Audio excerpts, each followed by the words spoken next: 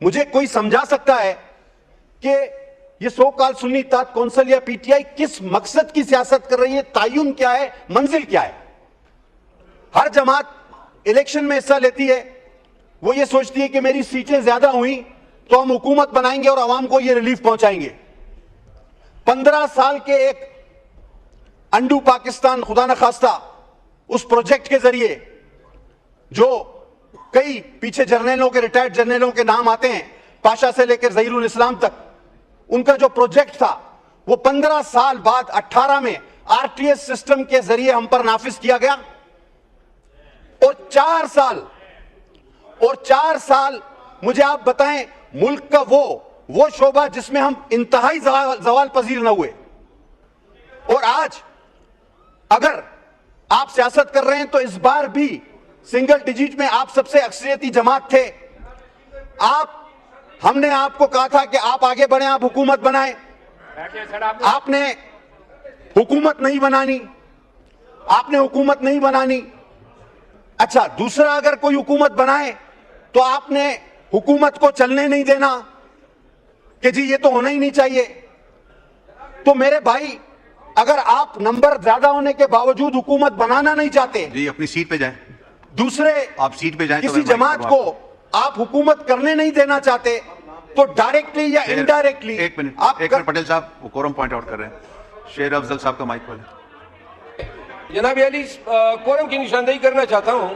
ٹھیک ہے، کورم پورا نہیں ہے تو اگر کاؤنٹ کیا جائے۔ ٹھیک ہے، تشریف رکھیں۔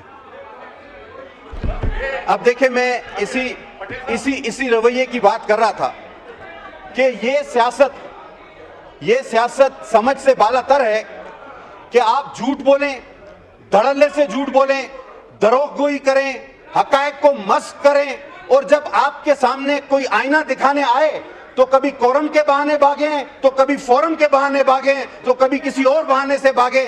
بھاگنے کے علاوہ ان کے پاس کوئی راستہ نہیں بچا۔ لیکن الحمدللہ ہمارے لوگوں نے بھی کورم پورا کر کے ان کو گریبان سے پکڑ کے یہاں بٹھایا ہے کہ بات سنو، بات کیے تو جواب بھی لیتے جاؤ۔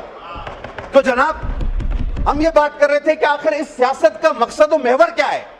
کہ نہ حکومت بنانی ہے، نہ کسی کو بنانے دینی ہے، نہ چلانی ہے، نہ چلنے دینا ہے۔ انفیکٹ یہ وہ 4 سال ہیں جس میں پاکستان معاشی دیوالیہ ہوا۔ خود ان کے وزیر خزانہ کہتے ہیں کہ 100% قرض بڑھا۔ میں ڈیٹیل میں نہیں جانا چاہتا، میں جاؤں تو 50 لاکھ کروڑ نوکریوں سے لے کر جرمنی، جاپان سارا بیان کر سکتا ہوں۔ میں ساری وہ دیوانیات بیان کر سکتا ہوں جو اس ملک کے ساتھ مذاق ہوا، لیکن میں پرسائز ہوں گا۔ میں کہوں گا کہ سر، جو غلط ہوا وہ کل بھی غلط تھا، جو آج غلط اگر ہو رہا ہے تو وہ آج بھی غلط ہے۔ آج سابق اسپیکر صاحب بڑی تنقید کر رہے تھے، حالانکہ وہ آخری تک بھی یہ سمجھ رہے تھے کہ حقائق پر اور اچھی دلیلوں پر مولانا صاحب راضی نہیں ہوں گے، اور ان کا یہ پلان کامیاب ہوگا کہ آئین میں پارلیمنٹ کی سپرمیسی نہ آ سکے، اور یہ اس پلان میں شاید کامیاب ہوں گے۔ لیکن میں خراج تحسین پیش کرتا ہوں مولانا فضل الرحمان صاحب کو، ان کے ساتھیوں کو، جو عقلی دلائل پر قائل ہوئے اور ان کا پلان ناکام ہو گیا۔ تو ساری جلن اسی کی۔ اکثر آتے ہیں چادر اور چار دیواری۔ میں کہتا ہوں کہ یہ شکایت ضرور کریں، لیکن پہلے ہمیشہ یہ بات کریں کہ جی ہمارے دور میں یہ غلط ہوا تھا، آج اس دور میں یہ غلط ہو رہا ہے۔ یہ اپنے دور کی کسی بات کو کنڈیم نہیں کرتے۔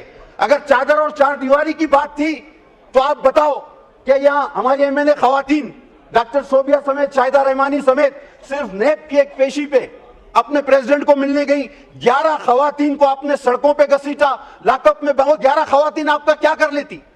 ایم این ایس پارلیمنٹرین ہم